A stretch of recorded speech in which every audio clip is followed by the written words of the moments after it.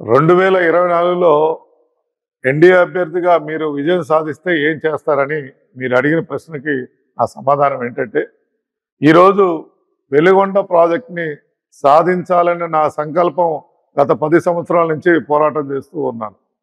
కాబట్టి ఆ వెలుగొండ ప్రాజెక్ట్ని త్వరితగతిగా కంప్లీట్ చేసి మన ప్రాంతంలో వర్షాభావంతో ఉన్న దీన్ని 6 మండలాల చెరువులతో అనుసంధానం చేయాలనేది నాకు ఒక పెద్ద ఆశ. అదేవిధంగా ఇంటింటికి మంచినీటి కుళాయి కనెక్షన్లు ఇవ్వాలనేది కారణం.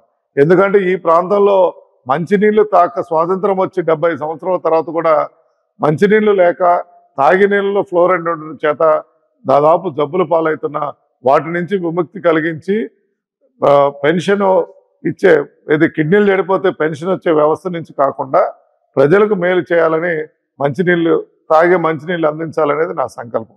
అదేవిధంగా ఏదైతే రైల్వే లైన్ ఆగిపోయిందో దాన్ని రాష్ట్ర ప్రభుత్వం నిధులు గతంలో ఆగిపోవడం చేత ఆగిపోయిన ఆ రైల్వే లైన్ని తిరిగి ప్రారంభించి అతి త్వరలో ఆ రైల్వే లైన్ కూడా కంప్లీట్ చేయడం జరుగుతూ ఉంటుంది. మరి TIIT ఉంది, ఏదైతే ప్రారంభించి శంకుస్థాపన చేసిన దాన్ని శిలాఫలకాన్ని పగలగొట్టిని ఇక్కడి ప్రాంతం కాకుండా దాన్ని ఒంగోలు తరలించిన TIITని తిరిగి కనిగి ప్రాంతం తెచ్చి ఇక్కడ TIIT నిర్మించి ఈ ప్రాంతానికి అభివృద్ధికి పాటుపడే విధంగా కృషి చేస్తానని తెలియజేస్తున్నా. మరి లాస్ట్ అది నిమ్స్ అనేది ఏదైతే ప్రాజెక్ట్ ఉందో ఆ ప్రాజెక్ట్ని కంప్లీట్ చేయాలి. అంటే ఈ నిమ్స్ అంటే ఏదో ఒక చిన్న ప్రాజెక్ట్ కాదు, 46,000 కోట్ల రూపాయలతో ఈ ప్రాంతంలో దాదాపు 5 లక్షల మందికి ఉపాధి కల్పించి ఇక్కడ కొన్ని కర్మాగారాలు నిర్మించి ఉపాధి కల్పిస్తే ఈ ప్రాంతంలో ఏదైతే వలసలు అయితే ఉన్నాయో వాటిని నివారించాలని ఒక సంకల్పంతో వాటిని ప్రారంభించి తొందరగా కంప్లీట్ చేసి ఈ ప్రాంతం దాన్ని ఇటీవల నారా లోకేష్ గారు వచ్చినప్పుడు ఆంధ్రప్రదేశ్లో ఏదైతే ఫార్మా కంపెనీలు పెట్టడానికి వస్తే వాటిని తప్పకుండా మీ కనిగిరి ప్రాంతంలో నిమ్స్ ఏరియాలో అలాట్ చేస్తే అక్కడ నిర్మిస్తామన్నా నా మాటగా ప్రజలకు చెప్పని చెప్పి కూడా లోకేష్ బాబు గారు చెప్పడం జరిగింది.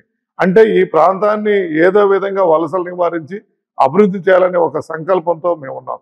మరి ఇటీవల కదిలి రాని ప్రోగ్రాంలో నారా చంద్రబాబు నాయుడు గారు రావడం జరిగింది. వారికి వచ్చినప్పుడు ఈ 5 అంశాలే వారి దృష్టికి తీసుకెళ్లి మా ప్రాంతంలో ఇవి మీరు అభివృద్ధి చేస్తారంటేనే ఈ ఎలక్షన్లో పోటీ చేస్తారని కూడా నేను నారా చంద్రబాబు నాయుడు గారి దృష్టికి కూడా తీసుకువెళ్ళినప్పుడు వారు వెంటనే ఉగ్ర నరసింహారెడ్డి రేపు వచ్చిన వెంటనే నువ్వు ఏదైతే అడిగిన 5 అంశాలు ఆ సభలో కూడా వారు తప్పకుండా చేస్తామని చెప్పి తెలియజేశారు. మరి ముఖ్యంగా ఈ ప్రాంతంలో వైద్యపరంగా చూస్తే దాదాపు గవర్నమెంట్ హాస్పిటల్లో ఒక మత్తు డాక్టర్ లేని కారణం చేత దాదాపు 10 సంవత్సరాల నుంచి సర్జరీలు ఆగిపోయింది.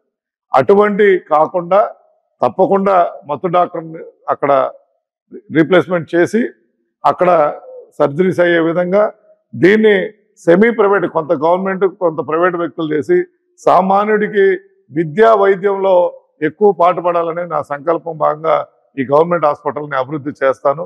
మరి ఈ ప్రాంతంలో ఉన్న ఈ బైపాస్ రోడ్డు కానీ ఏవైతే నిర్లక్ష్యానికి గురైనయో అవన్నీ కూడా చేసి ఈ ప్రాంతం అభివృద్ధి చేయాలనే ఒక కాంక్ష తప్ప నేను ఎమ్మెల్యే కావాలని కోరిక కన్నా కూడా ఈ ప్రాంత అభివృద్ధి ముఖ్యం కాబట్టి అందరూ ఆశీర్వదిస్తారని కోరుకుంటున్నాను.